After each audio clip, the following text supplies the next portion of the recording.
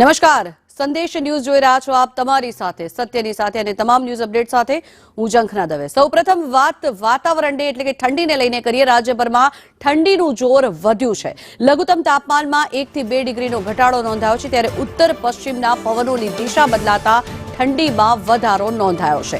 તાપમાન પર જો નજર કરવામાં આવે તો નલિયા 13 ડિગ્રી સાથે રાજ્યનું સૌથી ઠંડુ શહેર છે, ત્યારે અમદાવાદમાં લઘુત્તમ તાપમાન 17.5 ડિગ્રી નોંધાયું છે। ગાંધીનગરમાં લઘુત્તમ તાપમાન 17.8 ડિગ્રી, ત્યારે ડીસામાં 14 ડિગ્રી અને રાજકોટમાં લઘુત્તમ તાપમાન 16.6 ડિગ્રી નોંધાયું। ભાવનગરમાં 17.9, સુરતમાં લઘુત્તમ તાપમાન 21 ડિગ્રી નોંધાયું છે, ત્યારે વડોદરામાં લઘુત્તમ તાપમાન 14.6 ડિગ્રી નોંધાયું છે। હજી આગામી દિવસોમાં ઠંડી વધે તેવી પૂરેપૂરી સંભાવનાઓ વ્યક્ત કરવામાં આવી છે, ત્યારે લઘુત્તમ તાપમાનમાં 1 થી 2 ડિગ્રીનો ફેરફાર નજરે પડી રહ્યો છે। સૌથી ઠંડુ શહેર જો જોવામાં આવે તો નલિયા 13 ડિગ્રી સાથે સૌથી ઠંડુ શહેર છે। રાજ્યભરમાં ઠંડીનું જોર દિવસે ને દિવસે વધી રહ્યું છે, ત્યારે મહત્વનું છે કે રાજકોટમાં 16.6 અને ભાવનગરમાં 17.9 ડિગ્રી તાપમાન નોંધાયું છે।